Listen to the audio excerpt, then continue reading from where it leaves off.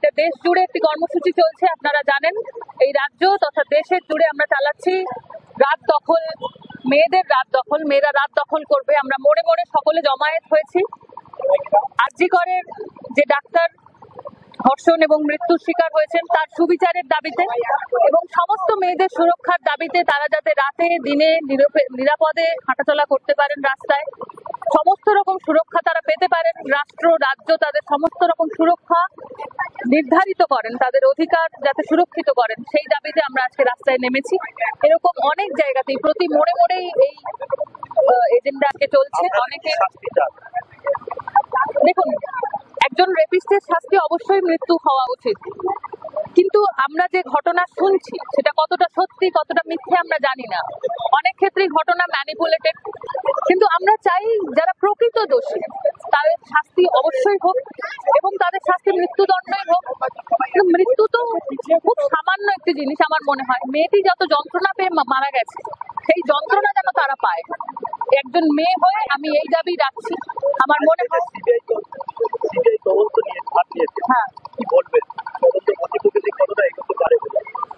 দেখুন, আজকে প্রায় 6 দিন হয়ে গেছে, রাজ্যের পুলিশ প্রায় কিছুই করে উঠতে পারেনি আমি যতদূর জানি, খবর যতদূর জানছি আমরা। সিবিআই কতটা কি করতে পারবে আমি জানি না, কারণ আমি আগেও বলছি এখনো বলছি যে ঘটনা অনেক ক্ষেত্রেই সাজানো, আসল দোষীকে আমরা বুঝতে পারছি না। প্রমাণ লোপাট করার চেষ্টা হয়েছে। প্রমাণ যদি লোপাট হয়েই গিয়ে থাকে, কি কারণে মেয়েটি মারা গেছে, কিভাবে মারা গেছে, ঠিক কি ঘটেছিল ওই রাতে আমরা যদি জানতে না পারি তাহলে এবং প্রকৃত দোষীকে শাস্তি না দিতে পারি, তাহলে সিবিআই কেন, কেউ কিছু করতে পারবে না। এটাই আমার মনে হয়। অন্য সমস্ত ঘটনার মতো হয়তো এই ঘটনাটাও চাপা পড়ে যাবে যে কোনো দলীয় রঙের তলাতে, দলীয় পতাকার তলায়, আর সেটা যাতে না হয় তাই জন্য আজকে আমাদের এই রাস্তায় নামা। নাহলে এতগুলো মেয়ে এত রাতে রাস্তায় নেমেছে কেন?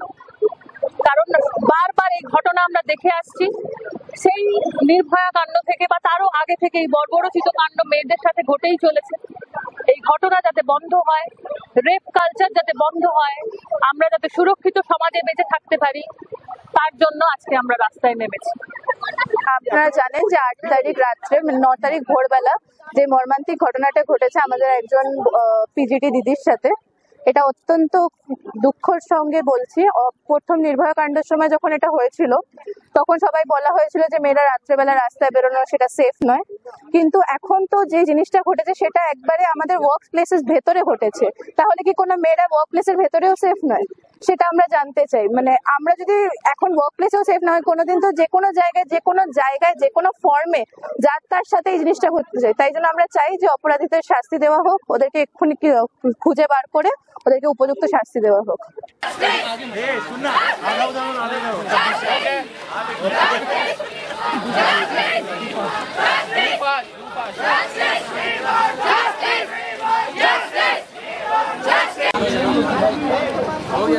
चलिए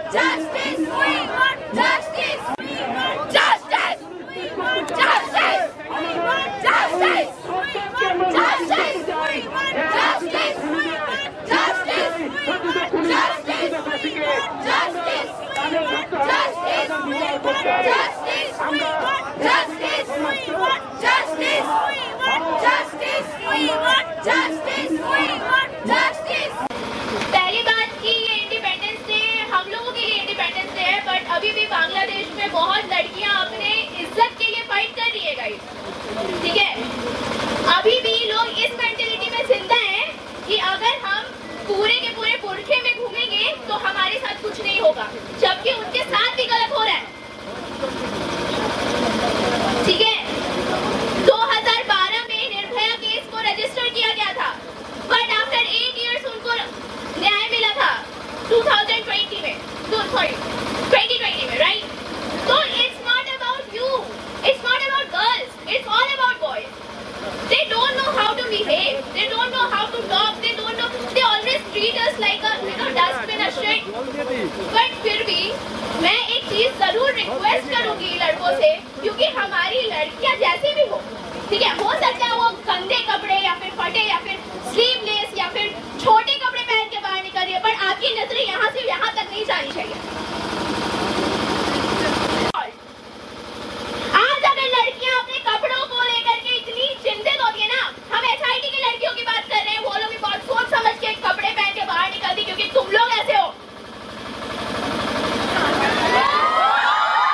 तुम लोग को समझ नहीं आता है कि नजरें यहाँ ही रहनी चाहिए, यहाँ तक नहीं जानी चाहिए। ये सब तुम लोग की वजह से है, ना कि लड़कियों की वजह से है। लड़कियां चाहे तो जो कपड़े पहन के निकल सकते हैं, लेकिन you all guys, you all don't know how to see a girl। हो सकता है कि आप एक लड़की को ऐसे देख रहे हो कि वो तुम्हारे यूज एंड थ्रो मटेरियल है। लड़कियां भी ऐसी होती हैं जो खुद को, ठीक है, but you have to know what is your limits. Crossing your limits is not what a boy means. तुम लोग राम के बारे में तो सुना ही होगा ना, तुम लोगों ने सबने सुना है, तो उनके बारे में एक बार पढ़ना। उन्होंने कभी अभी तक किसी भी दूसरी स्त्री को पैर से ऊपर नहीं देखा होगा, चाहे वो राम हो, कृष्ण हो, कोई भी हो। इवन बाइबल और तुम लोग कुरान तक में लिखा हुआ है कि आप किस तरह We want justice! We want justice! We want justice! We want justice! We want justice! We want justice! We want justice! We want justice!